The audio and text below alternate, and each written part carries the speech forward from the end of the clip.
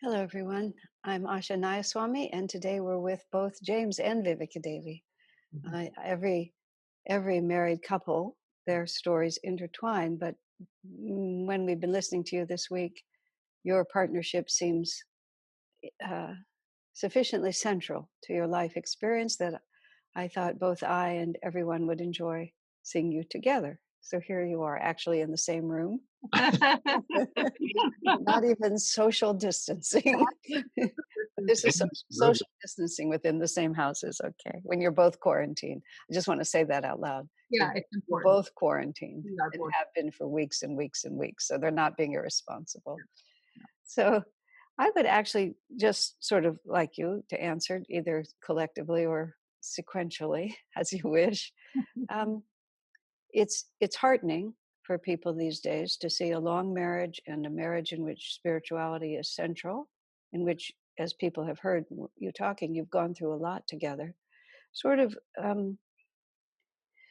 let me just actually think if there's one or two like simple principles, either evolving principles or things that you've learned, Mhm, that has made it possible, as we titled this segment, for you to serve God together mhm, mhm. and not feel seemingly that the conflict between serving God and also taking care of each other is a is an impossibility. How have you reconciled those things? Mm. Yeah. You wanna go first? Well, it's a great question, and it's an important question, I think, for everybody. Um, whether you're in a romantic relationship or a partnership of any kind, but even just as a human being, because for me, the number one thing, especially people on this path where people are more important than things, and God is most important. Mm, And so holding, and I think we both alluded to part of the story of holding that when we met, God was most important in your life. And it was really important for me to honor that. I think, as I said, that made Viveka Devi her, Mhm, having God most important. But it also became important for me to hold that because that became a standard. Now, I didn't hold myself to that standard initially, but later I did. mhm, And mhm, so that helps me, it helps my relationship with God, mhm. seeing that and honoring that in her. I can then honor it, my relationship with God, more importantly than this relationship. mhm. And that's really important. Um, Viveka Devi, let me think. I suppose you demanded that James be second to God from the start, so you can't complain if he makes you second, can That's you? correct. Totally fair. That's right, and, I knew that by the time we met, I that had been clarified in my own life, that God was first. I didn't know what it would look like day to day to put God first, but I did know that my it was my responsibility spiritually to be seeking that question. What am I being asked of today to, as I move through the day to put God first. So that was something, when I was talking in my story, our story about when Ananda came into my life and there was a change of direction for training. The thing that I had told James when we started together as in our relationship is, while I take the guidance I receive very seriously, which creates a certain amount of unpredictability, Mhm, but I'm not impulsive and I'm not flighty. And, my experience of the divine in my own life, while unpredictable, it, I took it all very seriously. So part of what James stepped into was I can't tell you where my life is going to, that's what I was saying to him. I mean, I don't know where God's going to ask me to be 10 years from now. There mhm, might not be any big changes and there could be big changes. And I wouldn't make a decision lightly, but if I felt guided to serve God in a particular way, um, I my life depends on me saying yes to that. So the reason I'm saying that is, well, I don't even know why I'm saying that, but that Well, was that has played out for both of us, and that's a really important part. First, on the first level, seeing how your relationship with God plays out in a day-to-day basis, which is different than how it plays out for me.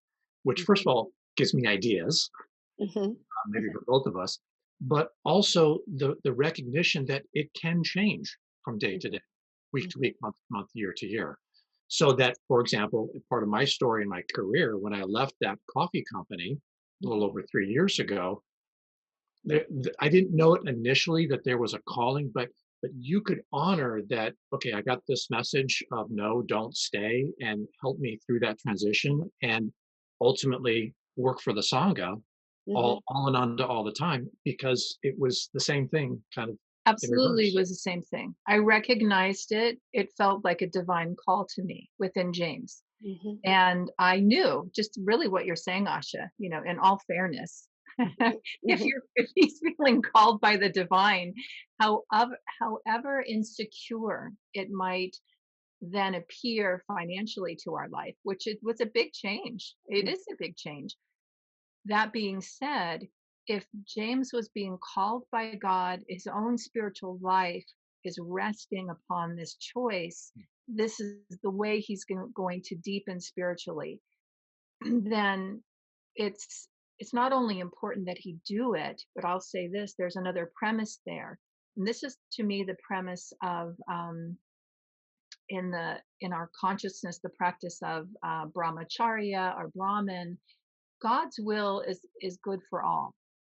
Hmm. So if it's God's will, and of course that's a moment by moment, we do our best to tune into, is this what's being asked of me? But it would have to bless my life. It would of course be the right thing for me if in fact it's the right thing for him spiritually. So, what I'm hearing here is a tremendous amount of personal faith within each one of you. Yeah. Would you say that that's the premise of your success? I believe so, but can you ask it, even just say it again? I want to make sure I Well, understand. see, what I'm hearing you both say is that you have a lot of confidence within yourself, Yeah, that your sense of even of God's will doesn't come from each other. that's true. It, That's very true. Yeah. And that confidence, and I don't remember the saint now who said this, but from the Catholic tradition, that one of the saints says, I trust that my desire to do your will, this is a prayer to God, pleases you.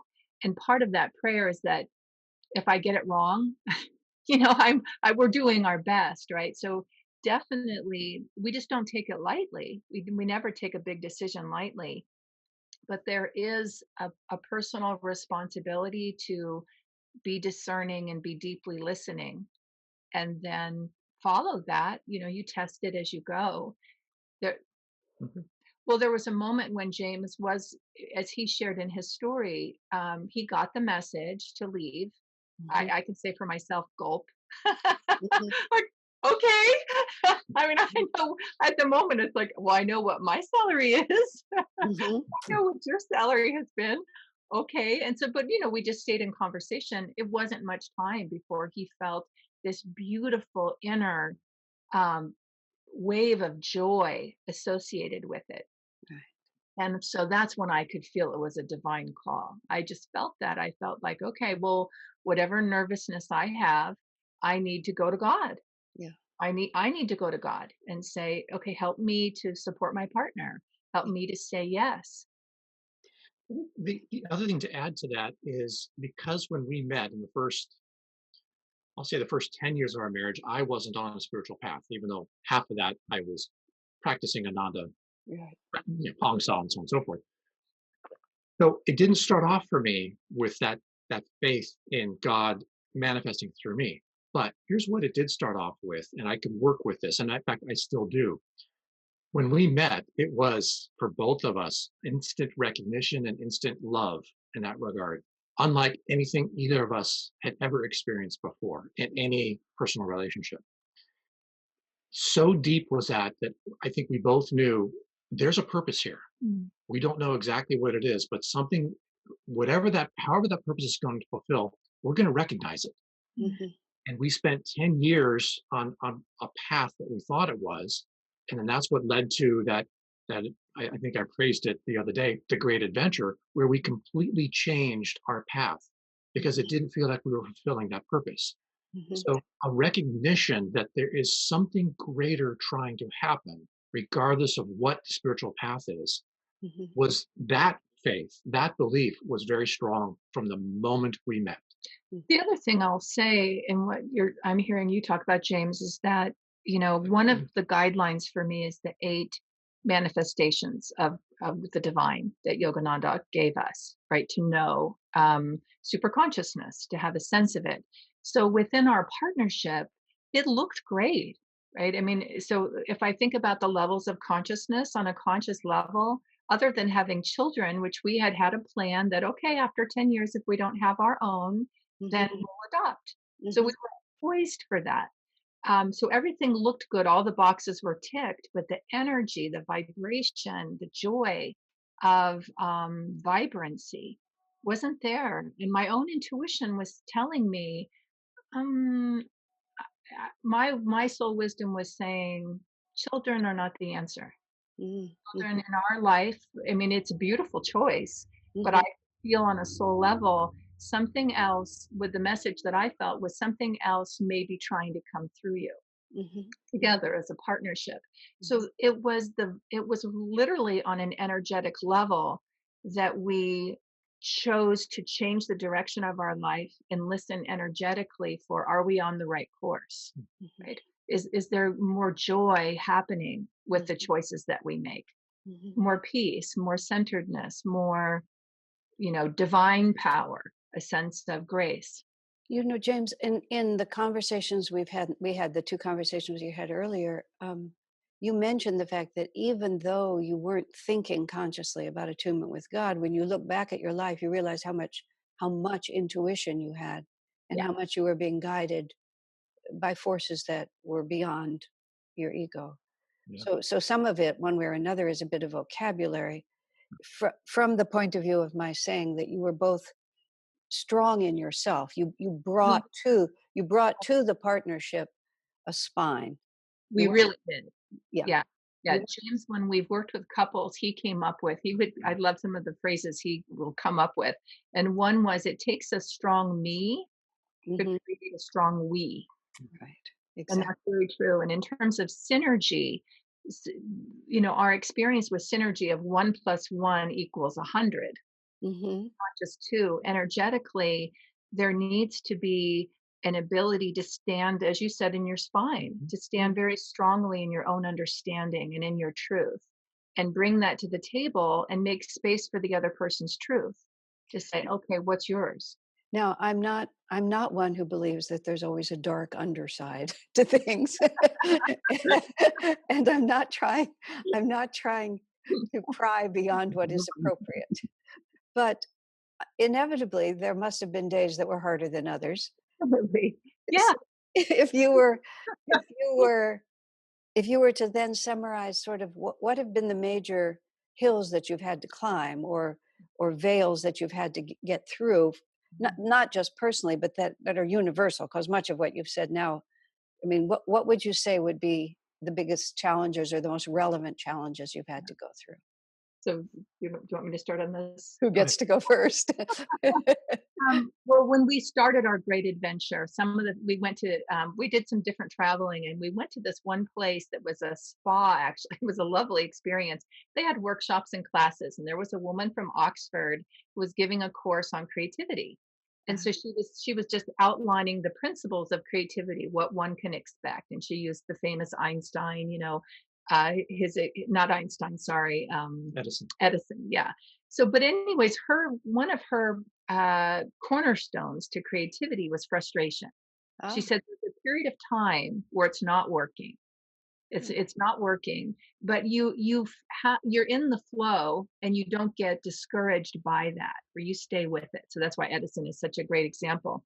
So she said, you're on track, something's unfolding, it's trying to happen. It isn't happening yet, and you feel frustrated. So she said, that's normal. That's natural. At that point in the workshop, we turned and looked to each other and laughed and said, great. Okay, our life is actually totally working. We don't know where we're going. We don't know what's happening. And it's not that well, anyway, so that's one moment. We laughed about that. Well, later, go forward, a couple of years, and we're in the middle of our coaching practice. We're offering workshops and classes, and there was some workshop we were working on. And James and I are so different, so we're highly compatible and harmonious, and we are very different people. We come at things in a very different way. Always, we always do. So whatever the workshop was, we were trying to figure out how to do some piece of it, and it was so frustrating. It was just so frustrating. So we got to a point where we'd gone as far as we can. I have to go at that point and go meet with someone. I had something else I had to do. So we stop right in that moment. Like, okay, let's just stop. So we stop. I get up, I go out to the car. And as I'm getting to the car, James has opened the little window in the back room and he calls out to me. I just see his little shining face. He goes, "Remember, frustration is a sign of great creativity." And I looked at him and just started laughing. And I was like, okay, thank you. Right. Thank you. So humor, an ability to, I mean, because we're so different, that is the It's not a problem it's to be not a solved. problem. Yeah, it's becoming, although, I mean, of course, we'll have humor about it because if you could just see it my way, it's natural, right? It's just natural that we would think that and feel it at times. So, James, how does that feel from your side? It's true that exactly what I just said. It's not a problem to be solved. Uh-huh. It's what I have seen in the workplace for decades before we met even, is that true synergy is the when you're getting different points of view, different ways of thinking, and especially in corporate America, there's a sort of connection there to bringing people in from different ethnicities and so on and so forth, which is a good thing. But really, what it's about is different ways of thinking. That's in the corporate world. For us, it's not just thinking; it's just about who we are, how we bring God into our lives, how we think, how we create, how we do everything, recognizing that we are so different that there is a slice in the middle where we're the same. And that is where we can recognize, oh, this is what's trying to happen. And it And just hasn't happened yet. sorry, and God can figure that out. Yes. Right. So that's the super conscious. So if the premise is that diversity is a gift, and Mhm, if we hang in there, mhm, we're going to discover that our two approaches, there's room for both of them. There's room for both Mhm. of these approaches. I mean, the other thing we've done as a couple is, and this came up when James made his decision about leaving the corporate world the second time, is being discerning about who is it more important to. Like if we really do have to come to one choice, um, Compromises, a right? compromise, right? Then to look at, in this decision between us, who is it more meaningful to? Like, I might have a different approach, but does it matter? I mhm, mean, is it really going to make a difference? And mhm. that comes back to being self-honest and discerning and to say, in this situation, I can go with your way. We really can only pick one. And I would do it differently, but it doesn't matter. And Mhm, I think about, Asha, a class you gave about cooperative leadership. mhm, And in cooperative leadership, if you're not the one leading, then mhm. your role is to support the one who is. Who And has who has the one who has the final karmic responsibility? right. And You so can if one, contribute, but they have to carry it, yeah, right? period. And so one of us will inevitably feel, I mean, it doesn't happen all the time, but there can be these moments of like, this is very important to me. Mhm. And the other one, it isn't. I mean, it's a likes and dislikes, which isn't Well, as, but what's the most important is each other is that's would be a way to totally say it. What was right. it, And James? we've had enough experience with those situations that even if I'm totally in my head Mhm. and Mhm, trying to making a decision from my head, and she recognizes that, we have enough experience with each other to know that, well, even if I get it wrong because I'm only in my head, I'm not in my heart, I'm not in my spiritual spine, it's like we'll get through this Mhm. because the divine ultimately will shepherd us back. If I got it wrong, right. we'll end up on our feet eventually, somehow, some way. I think that premise too, the foundation of kindness. So these are really simple Yeah. things, but a foundation of kindness, the foundation of compassion. Um, hmm, you know, not every moment is the right moment to have a conversation and make a decision. One of us just isn't in the right place for it. And so the other one will see that, or will be, we've come up with these things, as you said, you learn. So you come up with, let's not make that decision right now. Are Here's these would you say that these were hard won lessons, or do you think you fought the battles in previous lives and are reaping I would say fruit? previous lives. I would say I previous yeah, lives. for the most part, there has been there's been a grace Yeah, that we have both experienced literally from the first moment when we yeah. met.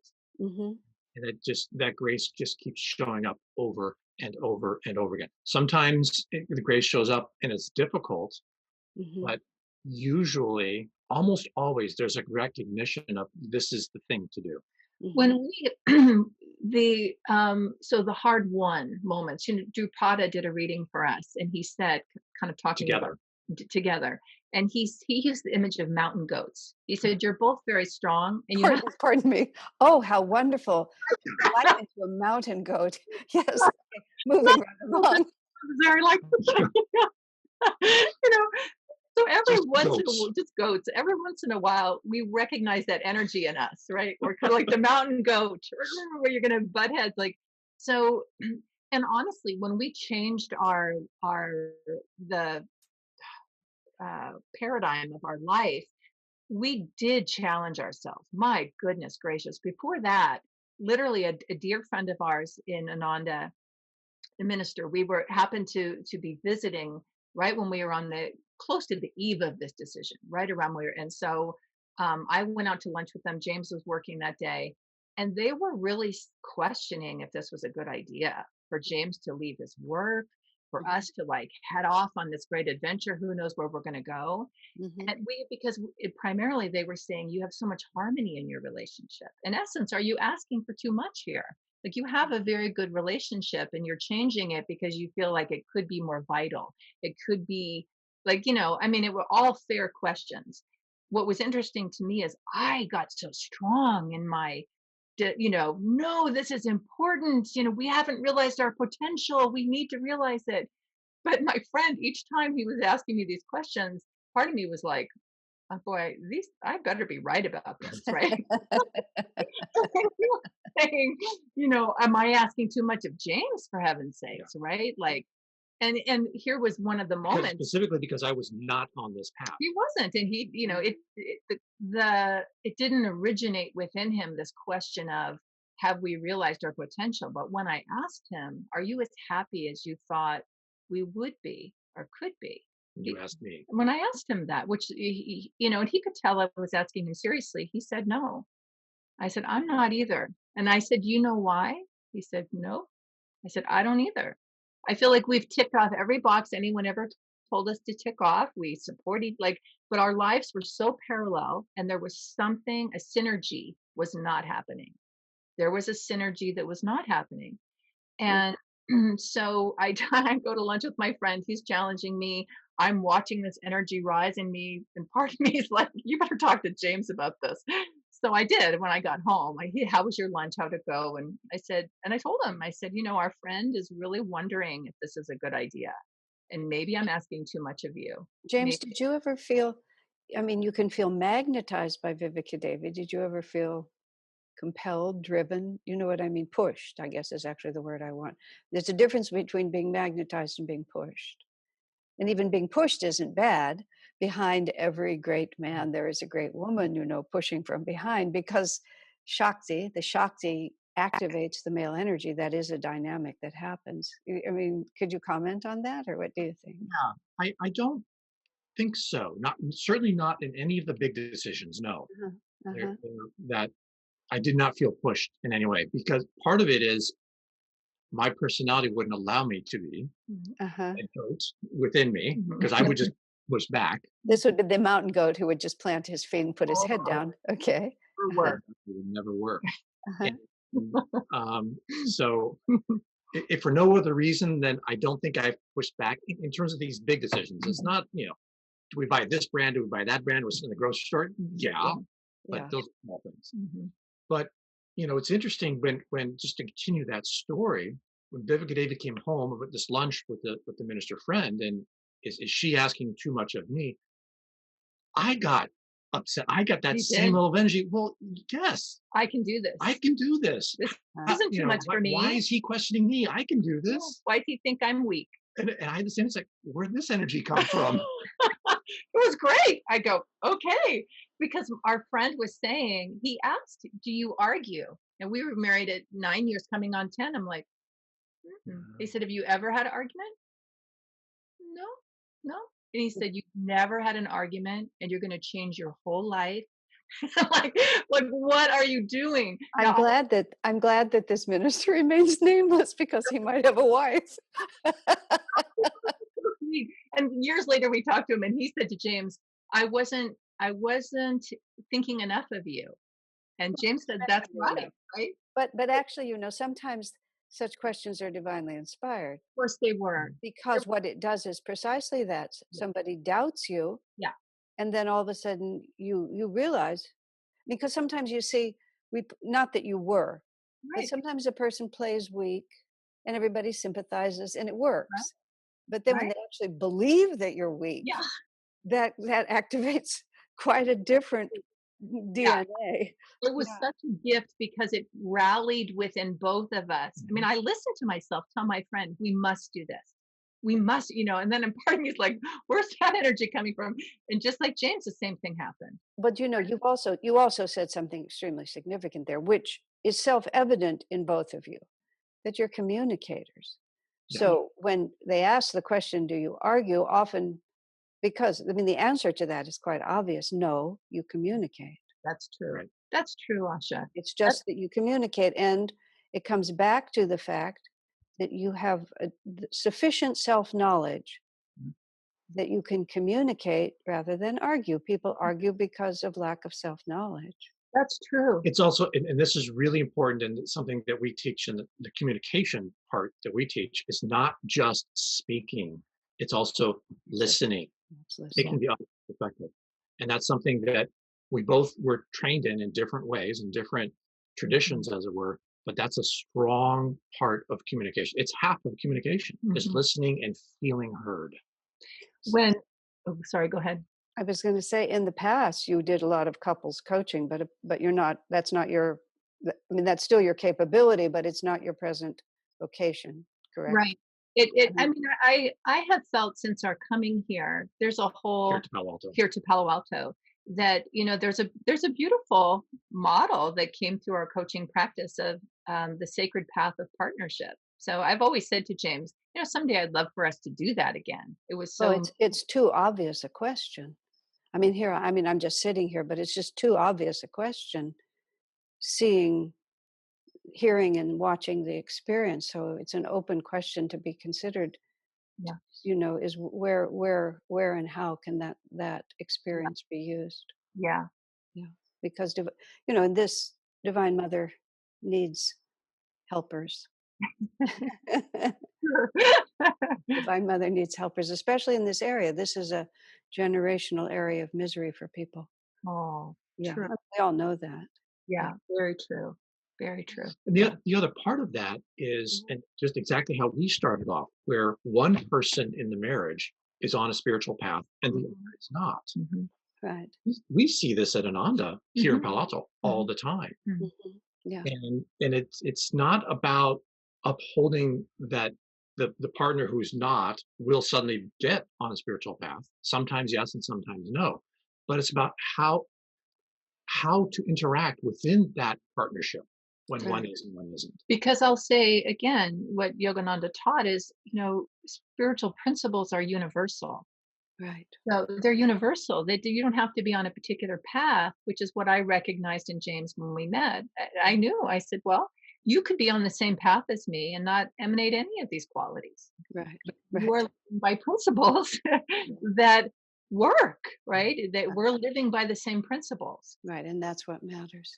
Mm. Well, it's self-evident to me that we could go on for a very, very, very, very long time, but I think we're going to have to leave it here. But thank you very much. That was Well, 100% exactly what I hope we could have talked thank about, and you, I'm Asha. very grateful to have been able to spend this time with you, and thank you for your openness and your sincerity. Thank God you. Bless bless you both. you, friend.